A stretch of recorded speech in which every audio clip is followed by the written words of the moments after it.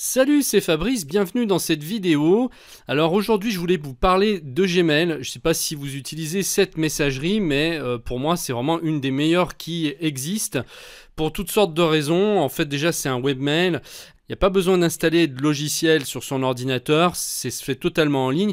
Après, moi j'aime bien le style épuré et la fonction recherche qui est vraiment top. C'est-à-dire dès qu'on a quelques messages qu'on veut retrouver, en tapant un ou deux mots-clés, voilà, c'est instantané. Et puis voilà, la vitesse de chargement et puis toutes les fonctionnalités qu'il y a qui sont assez impressionnantes. Et donc aujourd'hui, je voulais vous présenter des nouveautés qu'il y a eu dans Gmail, puisqu'il y a une nouvelle version qui est arrivée il n'y a pas très longtemps, il y a quelques mois. Je ne sais pas si vous avez basculé, si Gmail vous a demandé, vous a proposé de le faire, mais en tout cas, si vous êtes sous la nouvelle version, il y a plein de choses qui sont apparues et puis on n'est pas forcément au courant. Donc là, je vous fais voir quelques nouveautés qui sont intéressantes dans cette nouvelle version de Gmail. Alors au niveau du menu, déjà, vous pouvez le faire disparaître ici en cliquant sur l'icône avec les trois petits traits là. Donc ça permet de réduire le menu et de n'afficher que les icônes. Et donc après, au survol de la souris, vous faites réapparaître automatiquement le menu. Voilà, dès que vous en avez besoin, et puis dès que vous repartez à droite, il s'en va. Donc ça permet d'avoir plus de place pour les messages ici. Donc après, si vous voulez le remettre, il suffit de recliquer et donc de nouveau, vous aurez bloqué le menu. Deuxième fonction très intéressante, c'est la fonction snooze qui va vous permettre de reprogrammer des messages que vous ne voulez pas traiter aujourd'hui et vous dites ok, ce message là je m'en occuperai plutôt ce week-end ou dans 2 jours ou demain. Pour l'instant je ne veux pas le voir s'afficher dans ma messagerie. Alors pour ça, il va falloir que le mode conversation soit activé, sinon ça ne va pas marcher. Donc vérifiez que le mode conversation est bien activé dans vos paramètres ici. Vous allez dans paramètres. Dans l'onglet général, vous descendez jusqu'à mode de conversation et là, vous cochez mode conversation activé. Ensuite, on va revenir sur la boîte de réception et à partir de maintenant, donc si je veux mettre un email en snooze, donc en sommeil, en gros quoi, je vais cliquer par exemple sur celui-ci.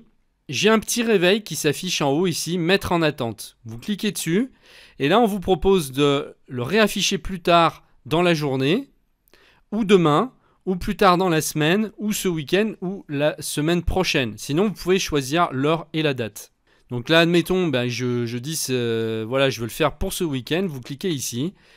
Et en fait, après, ça le met dans un nouvel onglet qui apparaît ici, qui est en attente. Voilà. Donc, il a disparu de votre boîte de réception, mais vous pouvez le retrouver ici dans en attente. Il est là.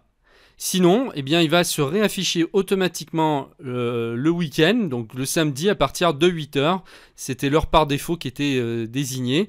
Donc ça vous permet de gérer mieux vos messages et de ne pas encombrer votre boîte de réception et de n'afficher vraiment que les messages que vous voulez traiter sur le moment. Troisième fonction intéressante, ça va concerner les fichiers joints qu'on vous envoie dans les mails. En fait, vous avez maintenant possibilité d'ouvrir directement les pièces jointes sans avoir à ouvrir l'email. Alors pour ça, par contre, il va falloir choisir l'affichage par défaut, parce que moi ici, j'ai l'affichage compact. Et pour changer cette densité d'affichage, vous allez ici dans Paramètres, vous allez dans Densité d'affichage. Moi en fait, j'ai le mode d'affichage compact. Vous pouvez le mettre en normal. Donc ça va espacer les messages les uns des autres, mais si vous voulez que ça fonctionne donc avec les pièces jointes, il va falloir sélectionner par défaut. Et vous voyez ici, on vous met les pièces jointes qui apparaissent en dessous, donc on fait OK. Alors là, j'ai actuellement pas de message avec une pièce jointe, donc je vais m'en envoyer un. Voilà, j'ai mon message qui est arrivé et regardez, on a en fait la pièce jointe qui apparaît directement juste en dessous, donc il n'y a plus qu'à cliquer en fait après pour ouvrir.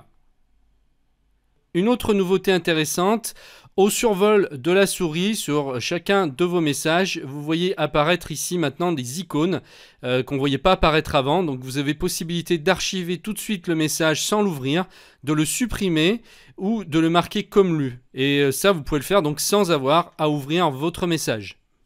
Vous avez également sur la droite des connexions sur les applications Google comme Google Agenda, Google Keep et les tâches. Donc là, Google Agenda, je ne sais pas si vous l'utilisez, mais c'est vrai que maintenant on a une connectivité complète avec. On peut le faire apparaître ici et rajouter ses rendez-vous, etc.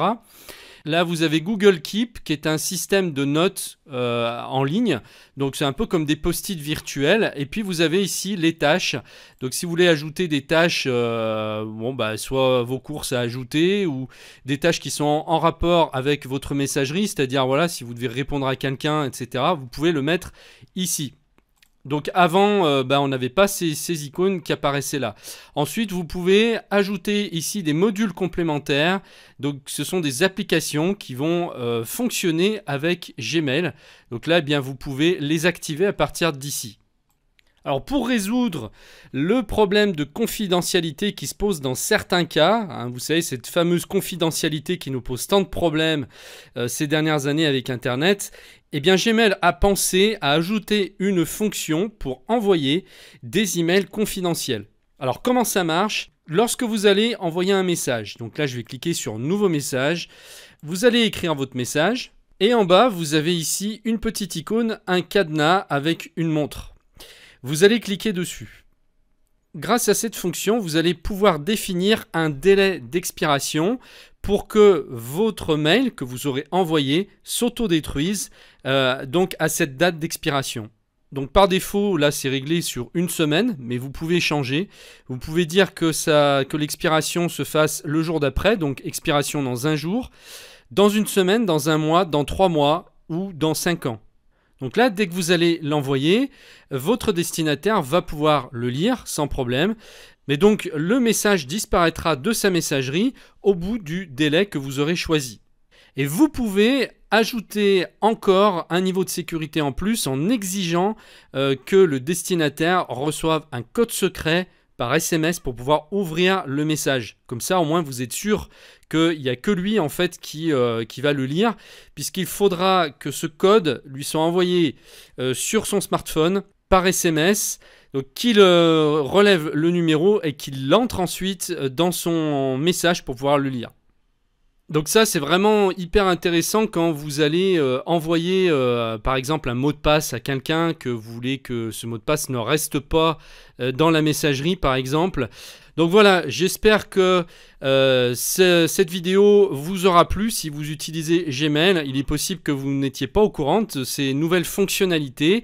J'en profite également pour vous dire que sur la chaîne que j'ai ouverte en parallèle il y a quelques temps qui s'adresse aux débutants, il y a une formation disponible complète donc sur Gmail qui est en train d'être réalisée. Les modules arrivent petit à petit au fur et à mesure, donc c'est une formation complète où il y aura plein de petites vidéos. Je ne sais pas combien il y en aura, mais il y en aura un paquet et donc eh bien, elle est en train d'être publiée en ce moment. Donc si ça vous intéresse, eh bien, cliquez sur le lien en dessous de la vidéo, vous serez redirigé directement sur la chaîne et sur la formation. Voilà, donc je vous remercie de m'avoir suivi et je vous dis à très bientôt dans une prochaine vidéo. Au revoir.